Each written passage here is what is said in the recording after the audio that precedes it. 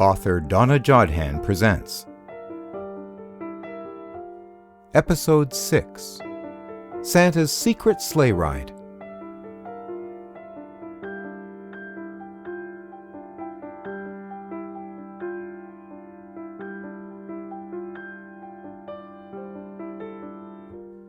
Little Kerrie Freeseling had always wished for something special, and on a bright and starry night, her dream came true. And it was a dream that even she had no idea would ever happen. Kerrie Freeseling had been especially chosen by someone special to take part in a very special and secret event, and it is an event that she would never forget. Nor did several others. In years to come, she would retell the tale to all of her friends, family, and much later on, to her own kids. Santa's Secret Sleigh Ride, a tale of pure fiction, of a dream come true. Written by Donna J. Jodhan.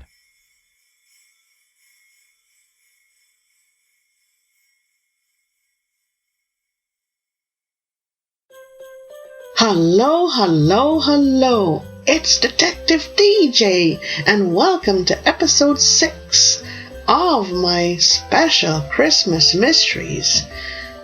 This is Christmas, and everyone should be happy, happy, happy. Compliments of the season to everyone, happy holidays to everyone, and Merry Christmas to everyone.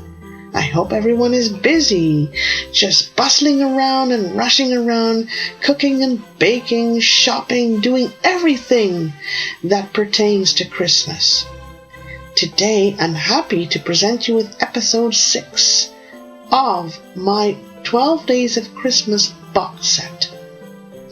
Episode 6 is entitled Santa's Secret Sleigh Ride.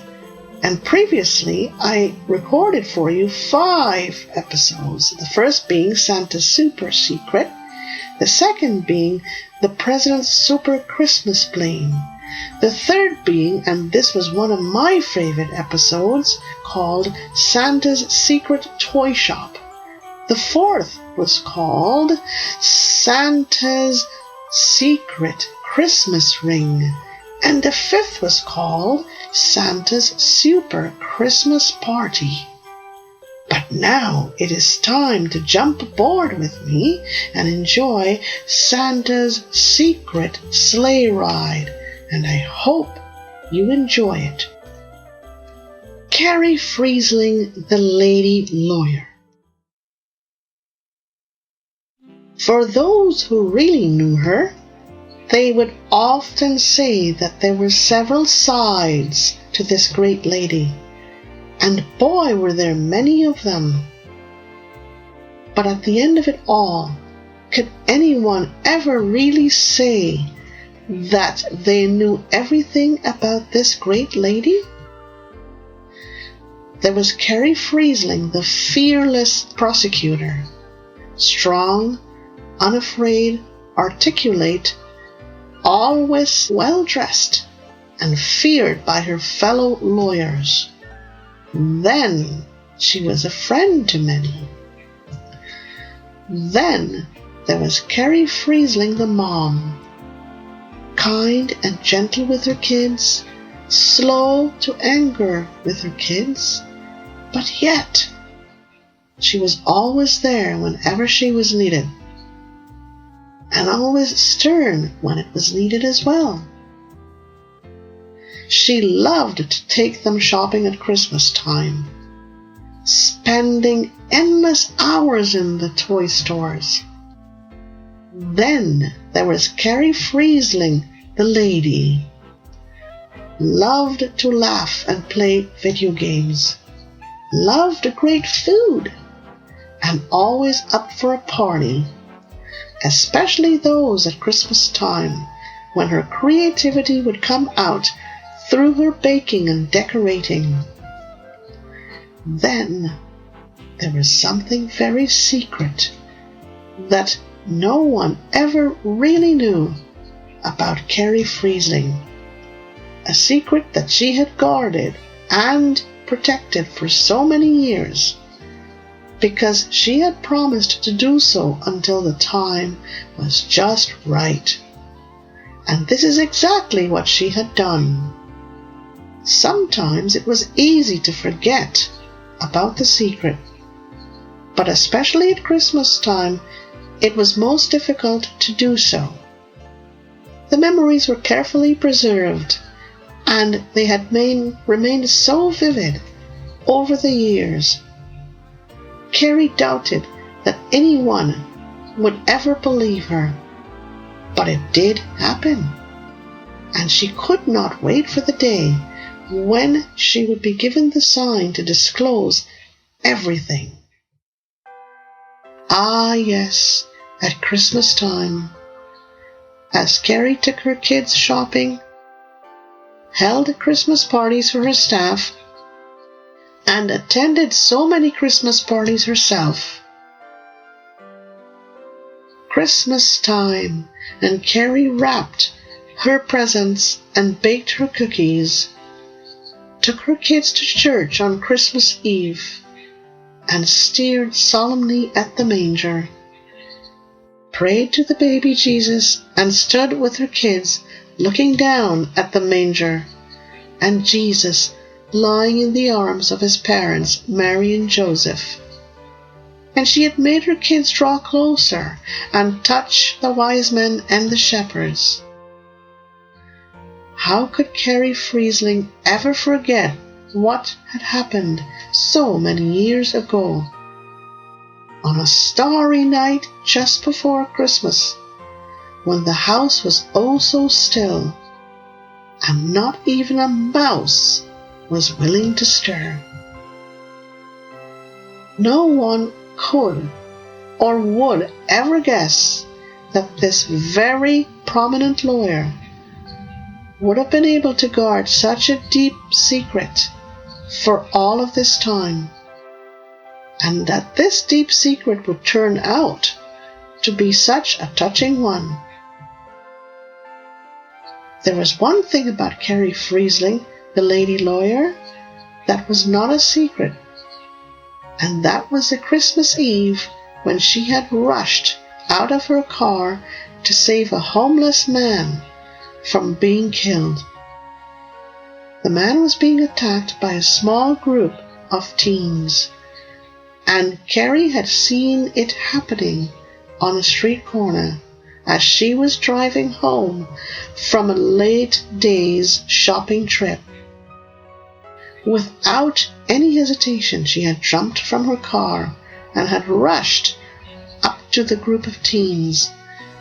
And then she had started to shout at the top of her voice. And she had removed a noisemaker from her coat pocket, pressing it repeatedly until the teens had noticed her. At first they were stunned, but then they had left quickly, leaving the homeless man lying on the sidewalk, blood pouring from his face and his head. Kerrie did not hesitate. She had gone to the man's help and had taken him to emergency for treatment. She had stayed with him until he was treated, and then she had taken him to a small motel and had paid for him to stay there for a few days, asking the manager to ensure that the man had received warmed meals throughout his stay. Kerrie was very late for her own family on that Christmas Eve, but it did not matter. She had only tell them, or would only tell them, that Santa Claus had asked her to do something very special for him, and that she had done it. The kids believed her. It turned out that the man that she had saved was a former CEO of a downtown bank who had lost his job a few months ago and who had left his family at home because of embarrassment.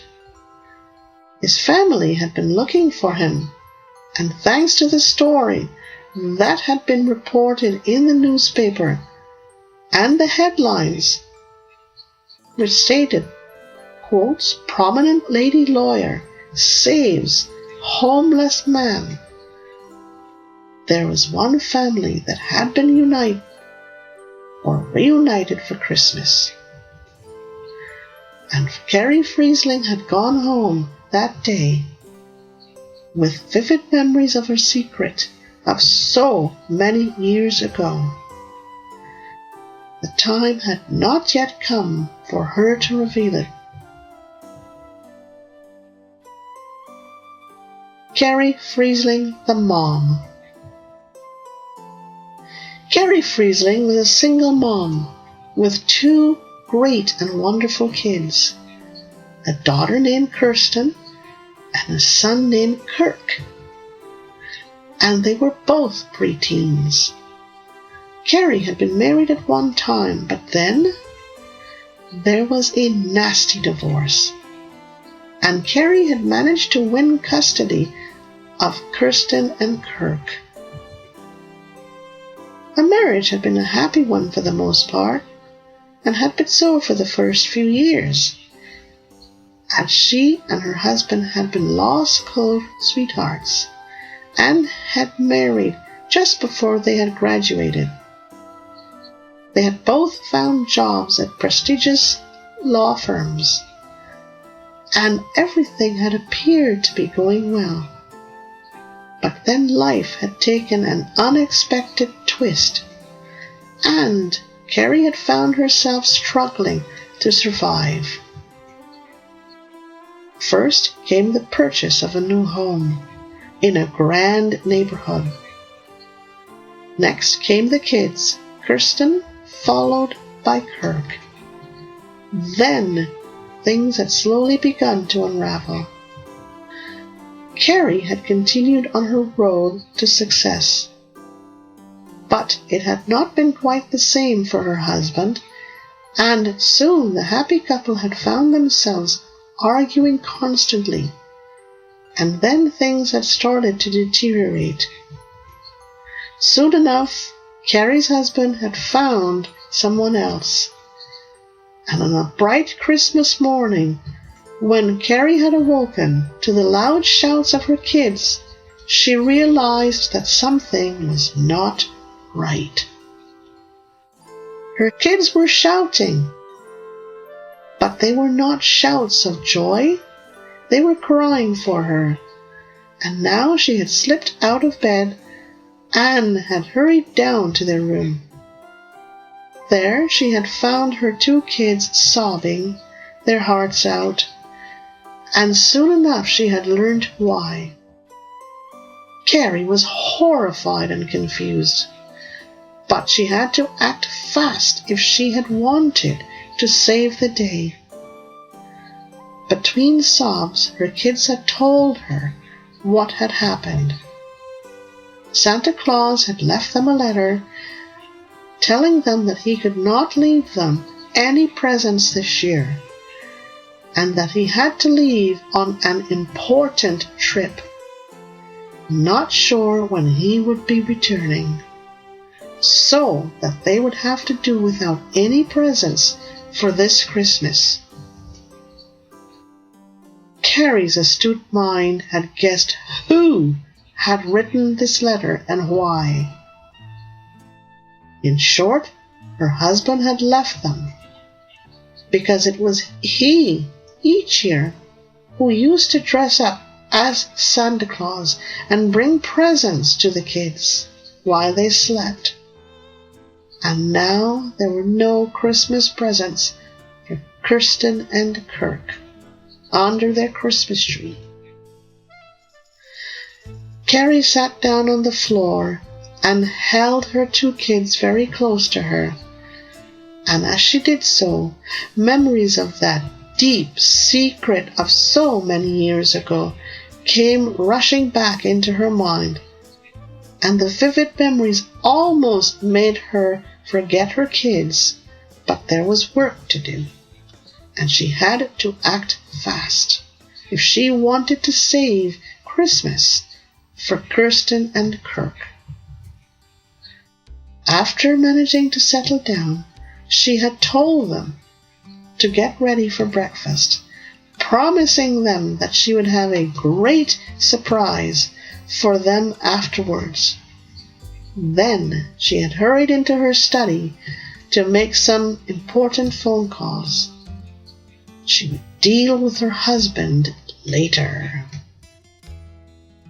2 hours later, and Kerrie and her kids were about to enter a huge warehouse. And there they were met by someone familiar. Yes, Santa Claus, waiting, with a huge smile on his face, and open arms that the kids had run into. Kerrie had managed to pull some strings, and her friend Judge Jamie Jensen had done the rest. Now the kind old judge stood there as Santa, ready to help his prodigy save Christmas for her kids, and they were not disappointed.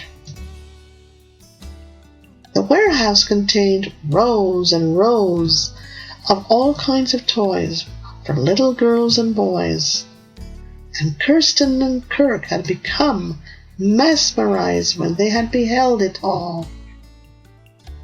They were only allowed to choose 3 toys, and after much hesitation on their part, they had indeed chosen some of their favorite toys, and then Kerrie and the judge had taken them back home, and soon enough exhaustion had set in, and they had gone to bed as happy little campers.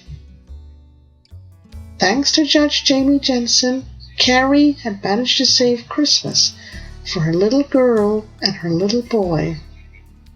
But as they had sat chatting afterwards in Kerrie's living room, she had had to fight very hard not to part with that deep secret. Then the kindly judge had taken his leave, and Kerrie was now left alone to deal with her precious memories. Kerrie Freeseling, Young and Free. Kerrie Freeseling had been a free-spirited teen, and her free-spiritedness had accompanied her into her years at law school. She had done well in high school, had done well at sports, and had excelled at figure skating and chess. Kerrie had always managed to achieve whatever she had set out to do, while at the same time she was never lacking for friends. At times, however, her partying ways did enable her to get into minor scrapes, and each time that something had happened, she would promise herself to be more careful the next time around. Kerrie was often the center of attention, popular with both girls and boys. But this did not prevent her from keeping a level head. Kerrie was bright, humble, and a leader. She was considerate, thoughtful, and kind. And she would later tell others that her special experiences as a child, that deep secret which she had guarded all of her life, would often help to keep her on track. It was Christmas time, and Kerrie was in the Christmas spirit, celebrating with her classmates a few days before Christmas exams were over, and some of the students had decided to go home early. Others had decided to take off on ski trips, while others had decided to stick around and celebrate. Kerrie had decided to stick around for an extra day before going home, And on this particular night, as the snow fell gently, and as the Christmas wind blew fresh and cold, Kerrie and her friends had decided to go out for some Christmas drinks. They had chosen a nice homely pub close to the university's campus, so that no one would have to drive home, and if anyone were to have too many drinks, it would not be a problem to get back. All had been going to plan until they had arrived at the pub. Everyone was ready for celebrating and merrymaking. But then fate had had other ideas. The cops were there, and the staff were being questioned. Managers were being glum-faced, and as Kerrie and her friends had walked in, they had been told that the pub would not be opened tonight. There had been a robbery at the pub, and someone had been fatally wounded. Patrons were being asked to go elsewhere, and management had decided to close for the evening. What to do? Where to go? Her friends had become rowdy and restless, and soon Kerrie had begun to worry that things could get out of hand. She knew that her friends had been looking forward to this evening, while at the same time she also knew that if they did not find somewhere to go, they would probably end up going further afield, and who knows what could happen next. They were normally a good bunch, but like anything else, they were sometimes prone to getting off track, and with Christmas almost here, Kerrie had to find something for them to do. Then the memories of that deep secret of so many years ago came flooding back into her memory, and she knew that she had to act, and act now. And as the Christmas wind blew fresh and cold, and as the snow continued to fall gently, turning the ground into a white, fluffy carpet, Kerrie went into action. She mustered up all of her strength, and standing in front of her friends, she made the following suggestion. And believe it or not, her friends had gone and accepted it more readily than she had originally thought.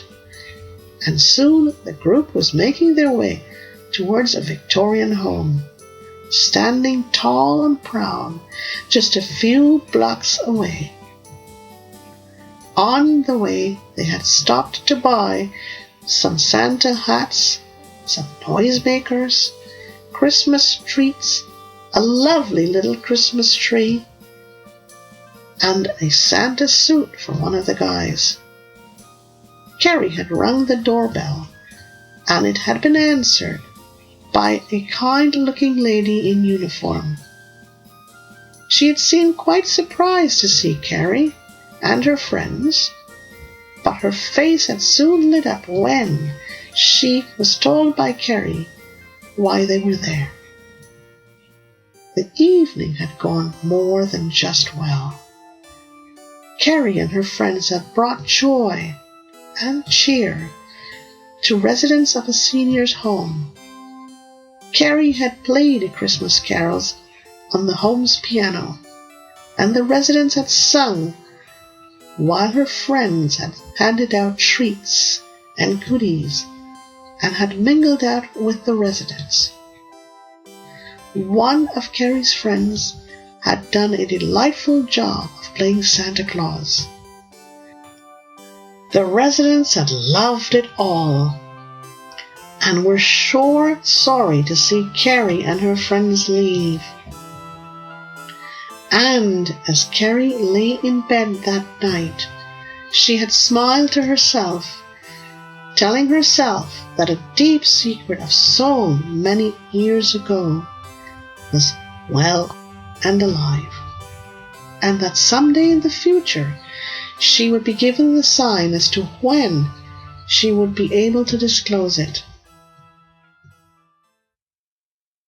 Kerrie Freeseling, the child. Kerrie Freeseling had been a very happy child, and the only daughter of Leif and Dana Freeseling. Her dad Leif had been a gynecologist, and her mom Dana had been a high-profile prosecutor, and Kerrie had always said that she had wanted to grow up to be just like her mom. Kerrie had been well loved by her parents, and most important of all, she had not been spoilt. Unselfish and considerate towards others. Christmases were always very special for the Freeseling family, because Kerrie's birthday was on Christmas Eve, and her parents had always gone out of their way to ensure that it was extra special for her. Yet, Kerrie had always noticed that on her birthday, her parents would almost always excuse themselves for an hour or so, and they would drive away in their car, returning a bit later, looking quite sad. They never said where they went and what they did.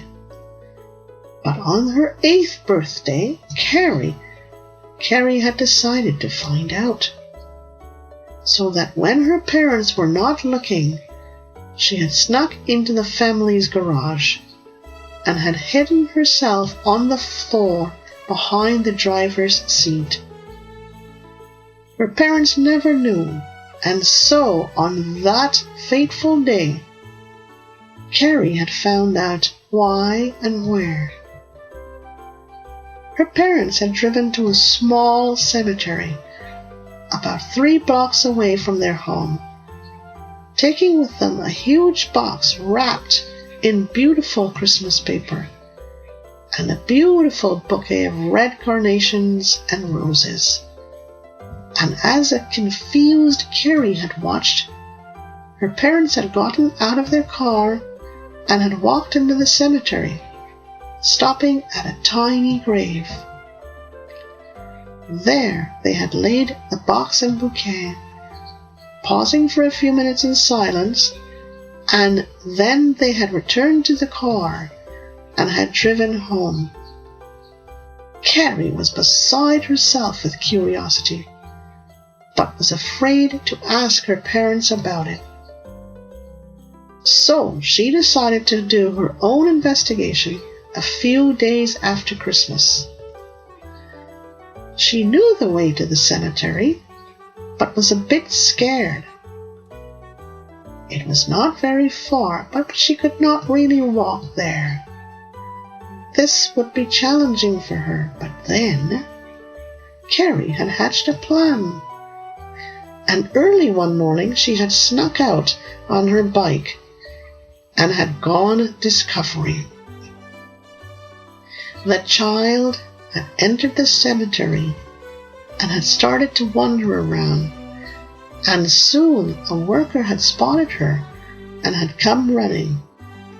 Kerrie had been returned to her parents, and she had had no choice but to tell everything. In turn, her parents knew that it was time to tell her. The tiny grave had belonged to Kerrie's twin sister Kirsten, who had died at birth and had been buried there, and her parents had erected a tiny headstone in her memory.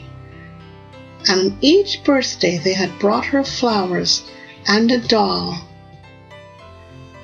Kerrie had cried when she was told the story, and now she had excused herself and had gone off to her room.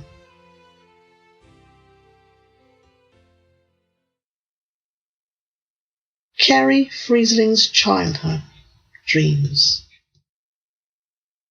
Kerrie did not forget what her parents had told her about her baby twin sister. And each time she thought about it, a desire had intensified within her to learn more, but again, she was afraid to ask her parents, so her imagination had kicked in.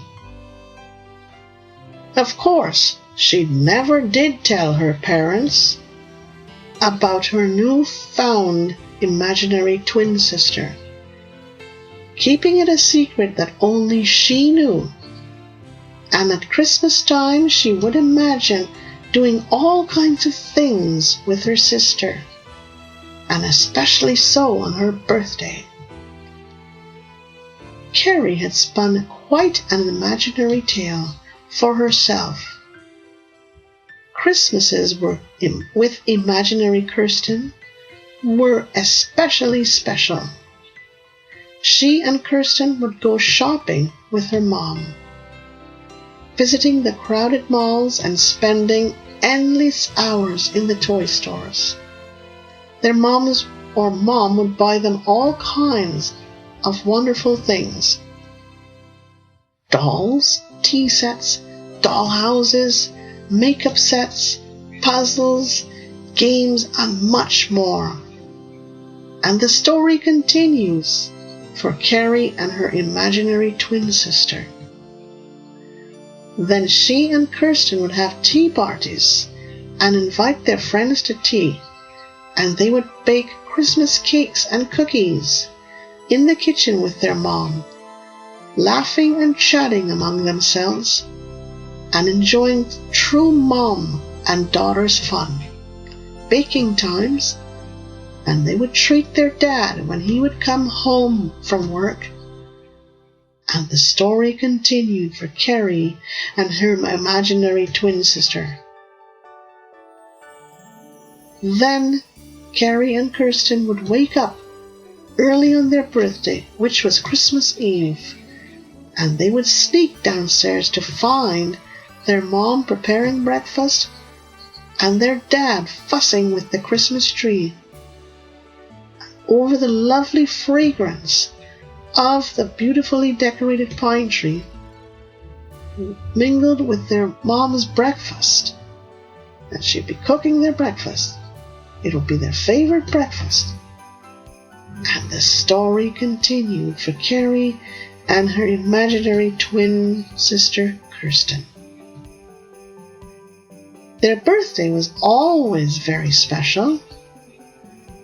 Leif and Dana Freeseling would take their girls out to play in the snow after breakfast had been eaten, and then they would return at around lunchtime to get ready to go window shopping in the crowded malls. And the two sisters had had so much fun with their parents, holding tightly to the hands of their parents, who would surprise them by buying them each something special. Anything from a dress to a doll or a pair of shoes. And then it was back home for them to get supper ready. And then it was off to Christmas Mass. And the story continued for Kerrie and her imaginary twin sister, Kirsten. Kerrie's imagination did not stop there. She and Kirsten would sit quietly during Mass, first looking at the flickering candles at the altar and admiring the manger with baby Jesus lying in the arms of Mary and Joseph. And oh, how they loved the 3 wise men and the shepherds and the animals. And Kerrie and her sister would imagine that baby Jesus was their new little brother. And the story continued for Kerrie and her imaginary twin sister, Kirsten. Kerrie especially loved hearing the Christmas carols being sung by the choir, and she and Kirsten would try to sing along, but then both girls would end up falling asleep, and it would be up to their parents to bundle them up in their arms and take them home to bed. And the story continued for Kerrie and her imaginary twin sister, Kirsten. Kerrie and Kirsten did not awake until morning, and then it was time for them to check out under the Christmas tree. And then they would race each other down the stairs, whooping and shrieking with excitement. And there, waiting for them, were many presents from Santa Claus. And the story continued for Kerrie and her imaginary twin sister, Kirsten. Such wonderful childhood dreams, but only if they were true. And Kerrie knew this only too well. They were only dreams and nothing more. Oh, how much she enjoyed imagining, but oh, how much she yearned for it all. She yearned for it to be true, and she dared not tell her parents. And each Christmas, when her imagination had kicked into high gear, she had done her best to hide it all from the world. Her parents had continued the tradition of making her birthdays special ones, and now they would take her along to the cemetery on Christmas Eve and allow her to place the huge gift wrap box on her sister's tiny grave. And they had even allowed her to choose the beautiful doll for Kirsten. But things would quickly turn sad for little Kerrie after this, and on this special day, and her parents knew it only too well. Childhood Christmases at the Freeselings had now turned into a mixed bag. Sadness tinged with brave attempts to be cheerful. Then came the day when Kerrie's life was shattered. That awful day when she accidentally found out something that she was not supposed to have found out. The day that she had read her mom's diary. Kerrie Freeseling's special letter. Dana Freeseling had accidentally left her diary on her night table one day, and Kerrie had become curious and had been drawn to it. She had started to flip through the pages while her mom was occupied elsewhere, and her attention had been caught by a specific entry on one of the pages. The entry read, "The day I lost Kirsten." And there for the 10-year-old to read was everything that had occurred over 10 years ago. The fateful events of that fateful Christmas Eve that had taken baby Kirsten Freeseling from her family. Kerrie was horrified and stunned, and for a 10-year-old it was just a bit too much to process. She had quickly reread the page, and then she had rushed out of the room.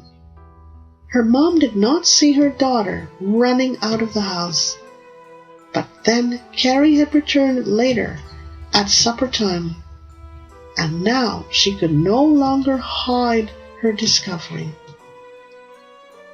Leif and Dana Freeseling had done their best to comfort their distraught daughter, and the next few months for the Freeselings were difficult ones. But then one day, Kerrie had come up with a very bright idea. She would not tell anyone, not even her parents. And now that she no longer really believed in Santa Claus, she would write him a letter just for the heck of it. She had nothing to lose, and she was not sure how her parents would react. And so she did it.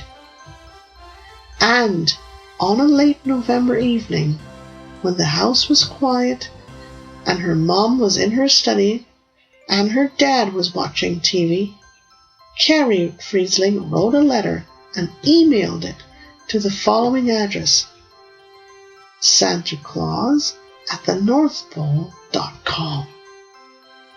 Then Kerrie had gone to bed, not expecting anything to come of it. Her email to Santa Claus had been very short. She had first apologized for not really believing in him, but then she had put in her request to him, ending her letter by saying that she would understand if he did not grant her request. Then she had wished him a very Merry Christmas, signed it, and when she awoke the next morning, she quickly checked her emails and saw that her email had not bounced.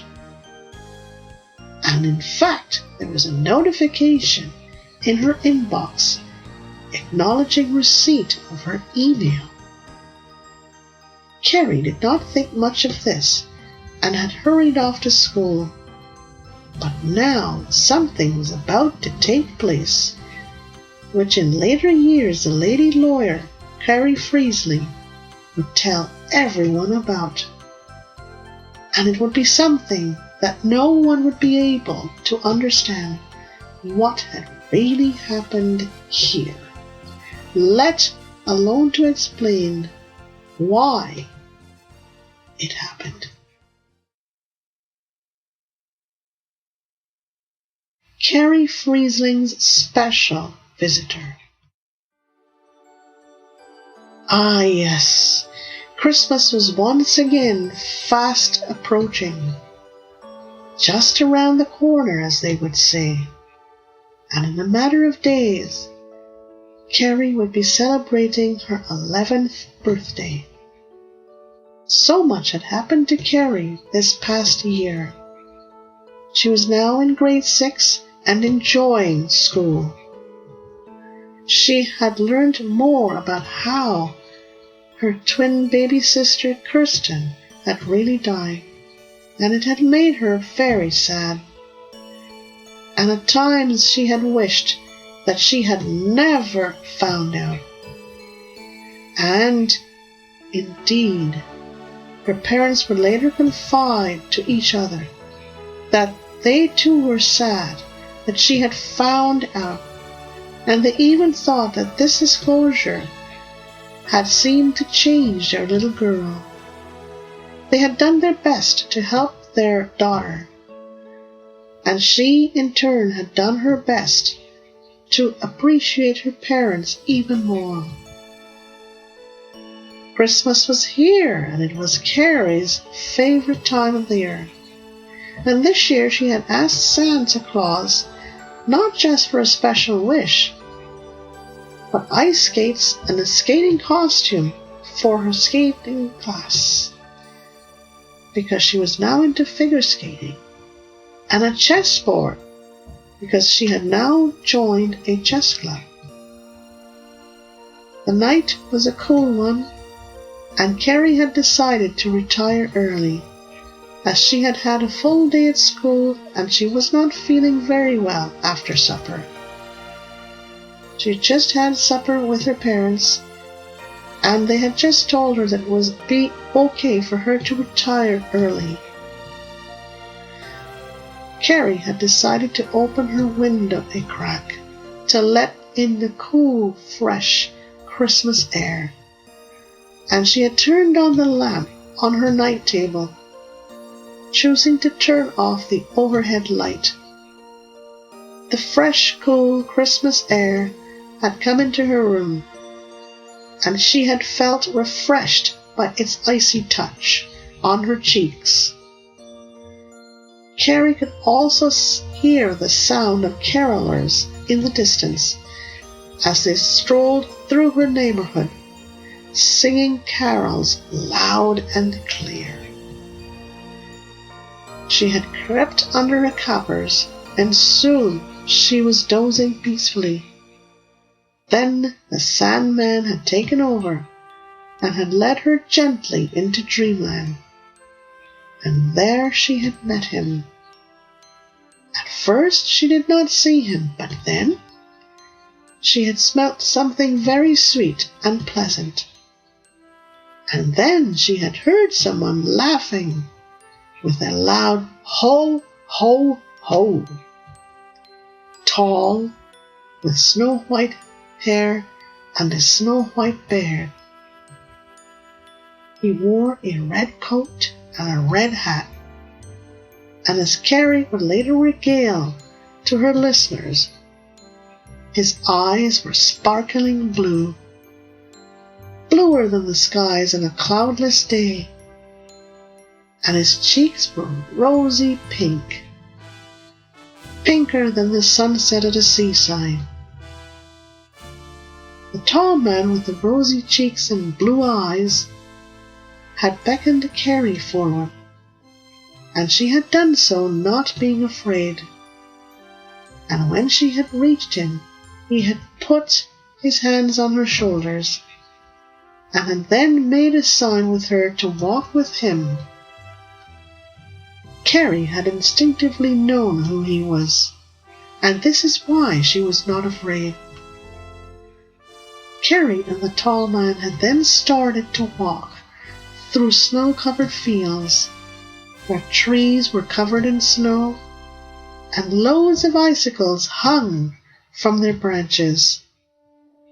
As Kerrie and the tall man walked, he had started to talk to her, pointing out the scenery as they went. As they went, Kerrie saw ice skaters dressed in Christmas costumes, skating on outdoor ice rinks, and in the background there were Christmas trees all lit up with beautiful Christmas lights. Hundreds of lights that were red, green, blue, and yellow. Then she saw dolls dressed in red coats, pulling sleds with loads of laughing children, and sleighs loaded with adults drinking hot chocolate and eating marshmallows and toothpicks.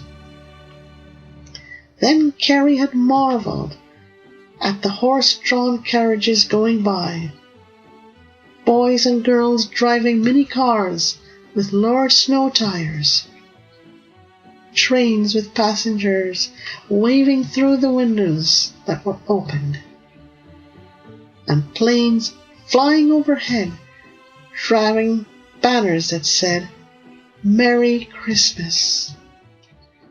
Then came the huge ice castles and tiny ice houses, the ice sculptures of all sizes and shapes, stores and shops made out of ice, and winking lights in the background behind them.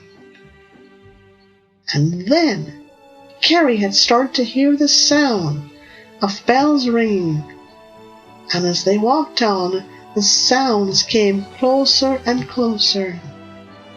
Surprise, surprise, surprise! There was a Santa Claus parade coming towards them. And the tall man had told Kerrie that they should join it, and they did. Kerrie had soon discovered that it was indeed a Santa Claus parade, and the tall man had taken her to the front of the parade and had placed her on his shoulders.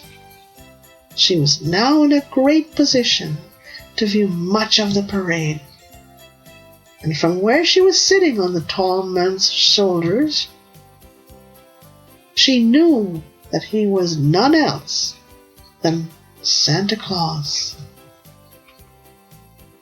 Kerrie saw dancing clowns, beautiful, colorful floats, ice skaters, skiers, people pushing gingerbread houses on wheels, fairies with wands, and storybook and Disney characters.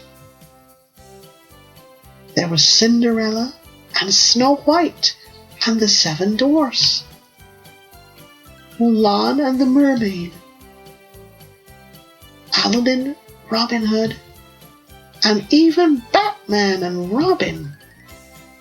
There was also Mickey Mouse and Minnie Mouse, and even Donald Duck, Daisy Duck, and Daffy Duck.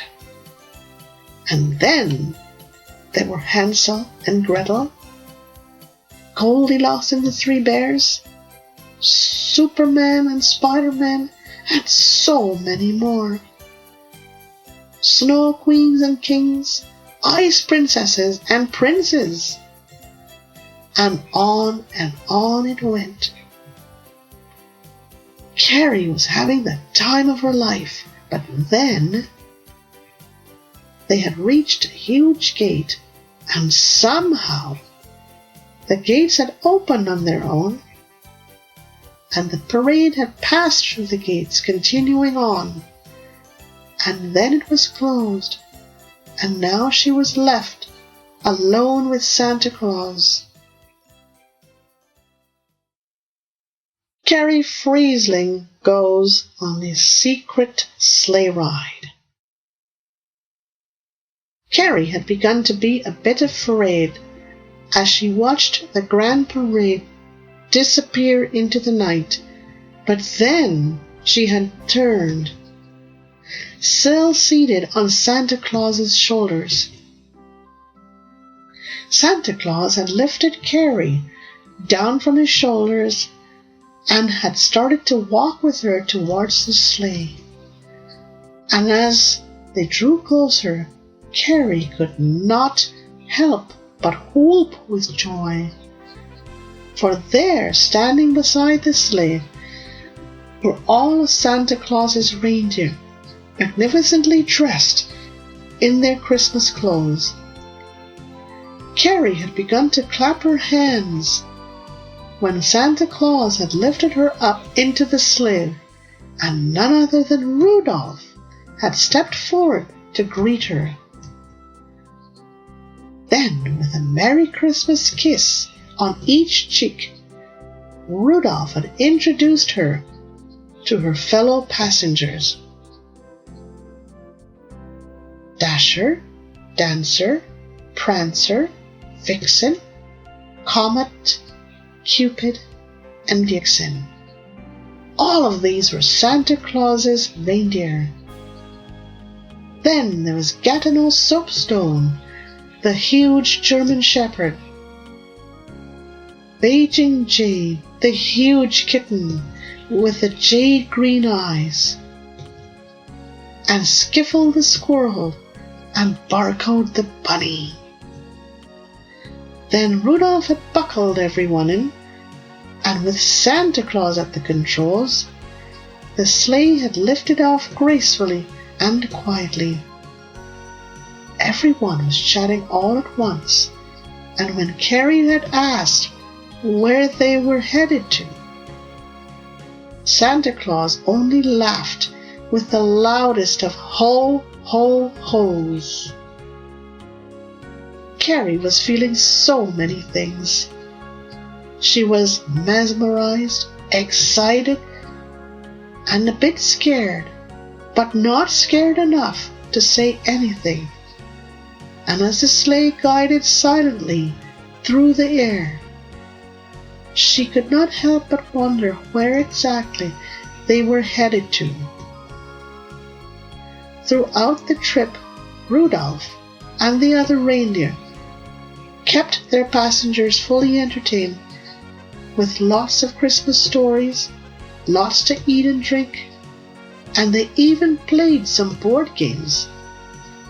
Rudolph also spent time helping Santa Claus to drive the sleigh. And from time to time the other reindeer took turns sitting up front with Santa Claus and keeping him company. It seemed to Kerrie as if the sleigh was traveling around the world, because on the way Santa Claus had pointed out various landmarks to his passengers. The sleigh had flown over the Tower of London. Then it had travelled over the canals of Amsterdam. Then the passengers were shown the Eiffel Tower of France, the Leaning Tower of Pisa, the gondolas of Venice, and the fjords of Norway. Then came the castles of Austria and the streets of Berlin. And when Kerrie had started to wonder what would come next, presto! She simply gasped when she saw the Taj Mahal of India and the Great Wall of China. Then came the Barrier Reefs of Australia and the Victoria Falls of South Africa. And then this was followed by the pyramids of Egypt. Then came the Rocky Mountains of Canada, the Grand Canyon of America, and the Andes of South America. Kerrie simply could not believe her eyes.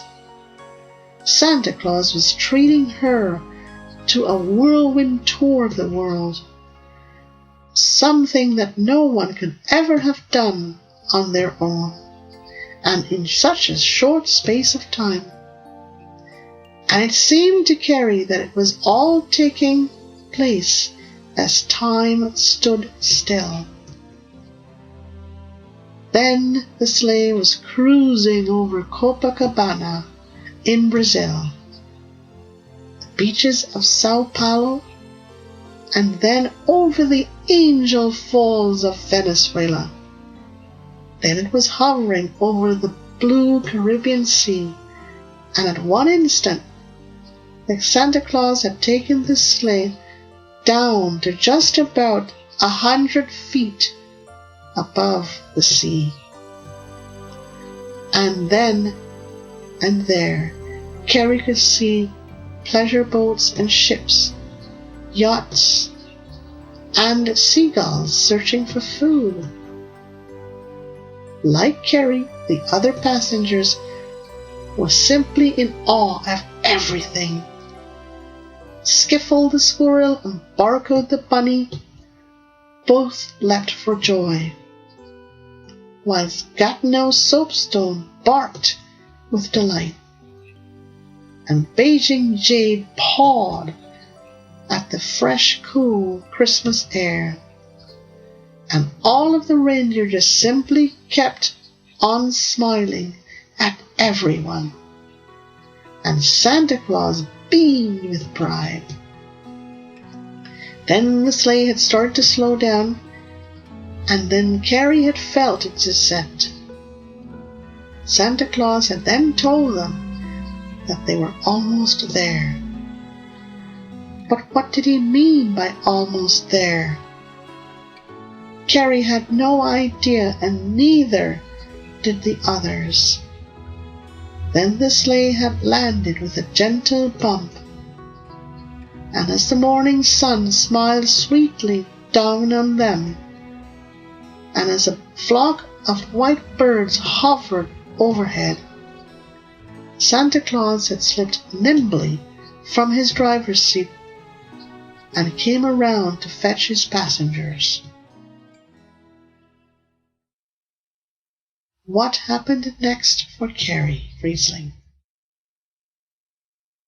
At first, Kerrie Freeseling did not see someone running towards her, as her attention had been captivated by her surroundings.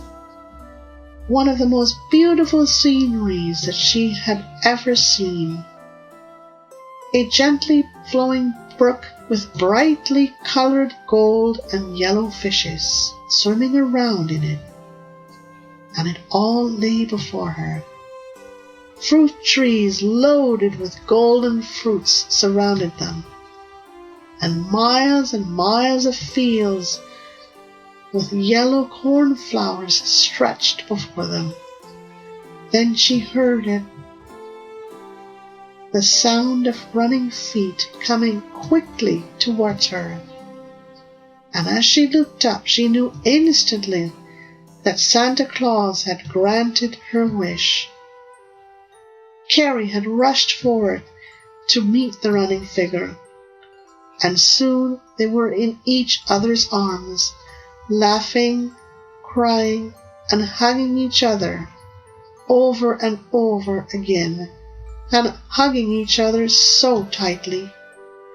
Kerrie's wish had been granted, and now she was united with her sister Kirsten. An onlooker would readily have said that it was difficult to tell the two sisters apart.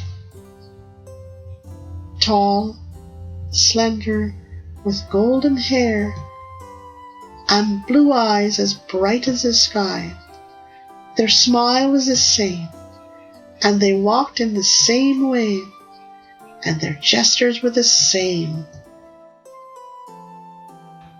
And the two girls both knew this.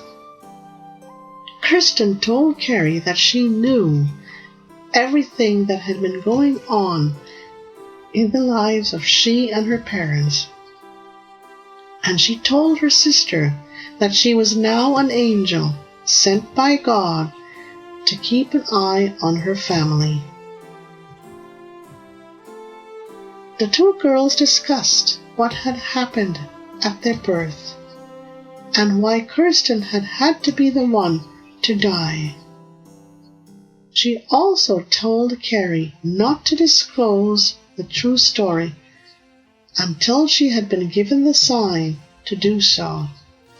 And she also told her sister that there were going to be 3 specific events in her life where she would be called upon to render assistance, and that she would be given the intuition to know what to do. Finally, she would know when the time was right to disclose everything. Kerrie had cried at hearing all of this, but Kirsten had only hugged her more tightly, telling her not to cry, but instead to return to her parents and continue her life. Then she had shown Kerrie where she had lived, and had told her about her own life. Kirsten was an angel, living with other angels and helping to do good things and watch over their families. Now it was time for the two sisters to say goodbye, and Kerrie had begun to cry once more. But before she could catch her breath, Kirsten had slipped a small golden crown into her hand. And as she had watched mesmerized, Kirsten started to ascend into the air, waving and smiling to Kerrie as she did so. Then she was gone, and Santa Claus was by her side, leading her gently towards the sleigh, where the others were waiting for her. Kerrie had no idea how much time she had spent with Kirsten. Then the sleigh was airborne, and soon enough, Kerrie's third adventure. Kerrie was now a mom of 2 teenage kids, Kirsten and Kirk, and her career as a successful lady prosecutor had continued to flourish.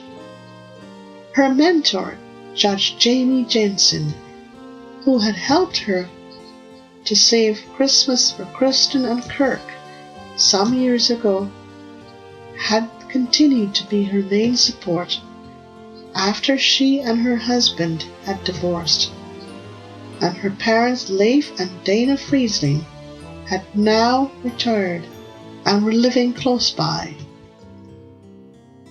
Kerrie had continued to keep her secrets from the past well protected and safeguarded. But it was not without some temptation from time to time that she had wanted to tell her kids, her parents, and Judge Jamie. Kerrie and her family were very close, spending Christmases together and going on vacations together whenever time permitted. And Judge Jamie and her had developed a close mentor-mentee relationship. And the judge's kids had become friends with her kids, besides or despite their age differences.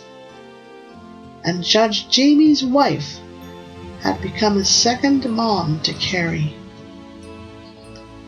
Now it was Christmas once more, and Kerrie was hoping that this would be the year when she would encounter her third adventure. And true to form, she was not to be disappointed. But like the two previous ones, she was surprised when it did indeed come sneaking up on her.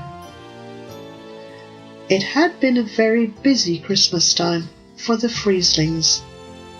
Kirsten and Kirk had been kept busy with school activities, and they had also been involved in other activities, going here and there with friends. And Kerrie had taken time to attend staff parties and Christmas functions given by associates. And now she was preparing for a Christmas visit from her parents. The night had gone reasonably well. The kids were out with their friends, and Kerrie had been left on her own. And she was very glad that the house was now quiet, as it had given her time to think and do some stuff on her own, but not for too long, as the silence had been shattered by a ringing phone. Kerrie had sighed deeply when she first heard its rings, and had been tempted to ignore it. But, alas, she had reached for it, and it was the hospital calling. It was the hospital where she had often volunteered at its sick kids ward. Kerrie had listened closely to the caller. Then she had put down the phone and had stood for a moment just thinking. True it is that she was going to have a full house for Christmas, and true it is that her family would want her to be there with them. But there was a little girl out there in a hospital bed. The little girl's parents were both dead, and her family lived far away in Eastern Europe for treatment by an international agency. The hospital's head nurse in the sick kids ward had been trying all afternoon to find someone to take the little girl for Christmas, and she would have done so herself, but she had to work during the Christmas holidays. The head nurse would have preferred not to have been asking for Kerrie's help, because she knew how busy Kerrie would be at this time, and she also knew how many hours Kerrie had already volunteered, giving of her time to the kids. Kerrie had hurriedly scribbled a note to her kids and had left it propped near the phone. And then, with her parker halfway zipped up and her car keys jingling in her hand, she had walked swiftly to her garage and had driven her Mercedes in record time to the hospital, as traffic had been light that night. With Christmas Eve being the next day, most of the hospital was already semi-deserted, and as Kerrie walked down the deserted hallway leading to the children's ward, she could hear her boots echoing on the tile floor as she walked. The head nurse had met and escorted her to the little girl's bed, and as Kerrie had looked down at the tiny figure just lying there clutching a stuffed teddy bear, she realized that the toddler was blind, because the tiny child was feeling around on her bed for her toys. The head nurse had somehow forgotten to mention this to Kerrie, but the lady prosecutor had not been daunted, and as the head nurse watched, Kerrie had sat down on the child's bed and had reached for the tiny hand. Soon she was talking gently to the tiny child, calling her by name and stroking her cheek and hair. And it did not take long for the child to respond with a shy smile. The anxious expression on the tiny face of the child had now been replaced with a healthy glow. The head nurse was extremely grateful and relieved, and had helped Kerrie to put the child's things together. And with a small suitcase in one hand and little Alexa sitting comfortably on her shoulders, Kerrie had walked out into the cool Christmas air. And it was a Christmas to remember for everyone. Kerrie's family had welcomed the little girl, and everyone had gone out of their way to make her feel welcomed. She was showered with lots of toys from everyone, and Kerrie's parents had taken to her, teaching her to call them Grandma and Grandpa. Kirsten and Kirk had taken her out to the malls every day, and had even taken her to the nearby park, where they had put her in a mini sleigh and had given her sleigh rides. Judge Jamie and his wife had dressed up as Santa and Mrs. Claus on Christmas Eve and had brought lots of presents to little Alexa. And as Kerrie would later reflect, everyone had gone to bed. Christmas had come into the heart of a precious little one. And as she smiled to herself as she stood there, looking down at a little Alexa, sleeping peacefully in a tiny bed next to hers, she thanked God. And as Kerrie slept that night, she dreamed deeply, and in it her sister Kirsten had come to her, telling her that her third adventure was now complete. The time had come for her to tell her story. Kerrie Freeseling's story. It was now New Year's Eve, and the family had gathered around, and Judge Jamie and his family were also there. And as Kerrie sat relaxed in her chair, she did her best to make her story short and sweet, as they would say. Kerrie and her twin Kirsten had been born on Christmas Eve to Leif and Donna Freeseling, and they had been born as Siamese twins.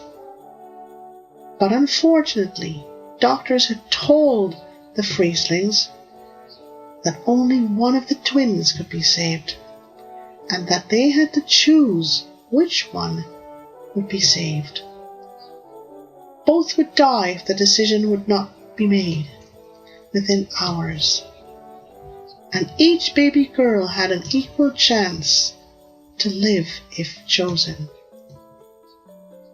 The Freeselings had been devastated and had agonized over the decision. And at the end, they had closed their eyes, and Dana had chosen the one that had been lying furthest away from her. Before making their choice, the Freeseling had named their baby girls Kirsten and Kerrie. Death for Kirsten was quick and painless. The tiny baby girls had looked so much alike, with fine golden hair and chubby pink cheeks, blue eyes and chubby little fingers. They had both cried at birth and had seemed healthy enough. And at first the doctors were hopeful that they could be successfully separated. But then came the bad news. Leif and Dana Freeseling had tried to keep this a secret from their daughter.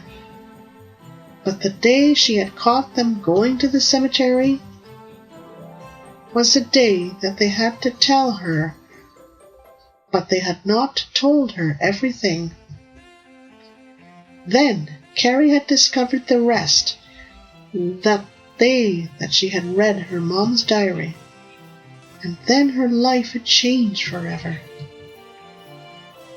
Then came her childhood dreams, creating an imaginary sister and naming her Kirsten. Next came her letter to Santa Claus, expressing her wish to meet her dead sister Kirsten. And finally, the extraordinary events where she had met Santa Claus, who had walked with her through the fields and shown her all of those wonderful things, and then claimed the sleigh ride and her meeting with her sister Kirsten. Finally, what Kirsten had told her about the three events that would happen in her life. Of course, Kerrie knew that it had all been a dream. And the only way that she could bring some logic to it was to say that it had been fate's way of helping her. And she had named her daughter after her dead twin sister. Then she had produced the little golden crown, which she said had been given to her by her dead sister Kirsten. Her listeners were simply astounded and had no response to it all. Leif and Dana Freeseling had begun to cry, and Kirsten and Kirk, Kerrie's kids, had soon followed suit. Judge Jamie and his wife had simply sat there shaking their heads, and the judge's kids were simply speechless. But then everyone had begun to speak all at once, and soon it was time to bring in the new year. Kerrie Freeseling's Traditions.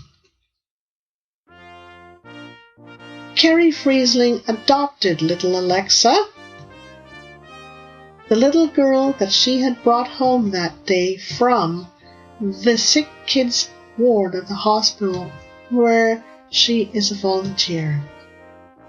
And she has started to learn Braille in order to help her new little girl. Her older kids have both welcomed Alexa into the family, and the little girl is simply thriving. Kerrie has started to establish some new Christmas traditions, where she and her family to go caroling at a nearby senior's home, to serve Christmas dinner at a nearby homeless shelter, and to bring Christmas cheer to those lonely kids who are unable to go home for Christmas.